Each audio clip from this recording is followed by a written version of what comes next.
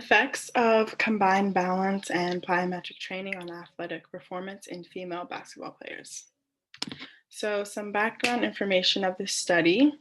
The sport basketball requires many different movements, um, like sometimes they need to be slow, sometimes they need to be fast. So, change of pace is very important when you're playing the sport. They also need to be very agile when changing directions or getting up to get rebounds or shooting the ball. The introduction. Previous authors have recommended both plyometric and balance training to improve muscular strength and power and to decrease the severity of injuries. Plyometrics training is a dynamic form of resistance training with a rapid stretch shortening cycle involving both vertical and horizontal displacements of the person's center of gravity. This can include jumping, hopping, skipping, and many different multi joint actions. And then balance training is just working on a player's balance. Um, so the methods, experimental approach. They examine whether 8 weeks of training would enhance certain aspects of the experimental group's performance. The experimental group, Group E, consisted of 16 girls. The control group, Group C, consisted of 10 girls. So the experimental group was chose at random. These 16 girls are the ones that are going to be going through 8 weeks of biweekly training of plyometric and balance training. And then the table down here just shows the average age, body height, body mass, and BMI of all the subjects. So these are some of the different tests they performed on the subjects. They performed the squat jump test, where your squat jump began at a 90-degree angle from and avoiding any downward movement. And then you perform a vertical jump from that 90 degrees. The counter movement jump began from an upright position with the subject making a rapid downward knee angle of 90 degrees, and then they jump up from that position. And then the drop jump test, the subject starts on a box, they jump down and then jump up as fast as possible. The running speed test um, was a 20-meter sprint where their time or how fast they were going was assessed at 5 meters, 10 meters, and 20 meters using electronic timing system with 4 single beam photoelectric gates. The Stork static balance test was performed on the dominant leg. Subjects stood with their opposite foot resting against the inside of the supporting knee and both hands on the hips. On the go signal, they raised the heel of their left foot from the floor. The posture was held as long as possible, and the time stopped when their heel left their knee or the other leg touched the ground. The Y balance test was a dynamic balance test, um, assessed also for the dominant leg using the lower quarter YBT.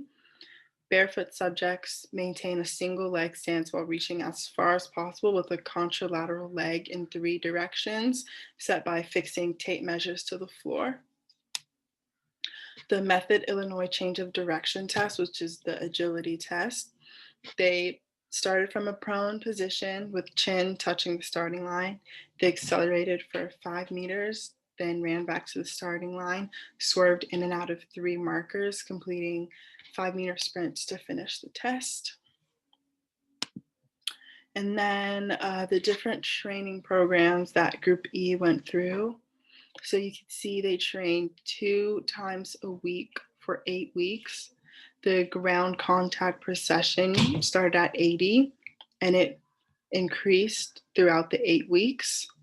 And then for the balance training program, they did Swiss ball kneeling, hold balancing, two-handed chest pass balance exercise, and single leg balance. and they also got the proper amount of rest between each exercise. So the results for the squat jump and counter movement jump, there were no significant effects. The drop jump, they did find a significant main effect of time. It was much quicker. The players, once they hit the floor, they were able to accelerate back up much faster than they were in the beginning of the study. Running speed, there were no significant effects. The SBT, there was a significant effect of time, same with the YBT. And the agility test, there was a significant effect of time. So in each of those exercises, they got faster, they jumped higher, they jumped quicker. And then the table shows all of the results and breaks down in each exercise.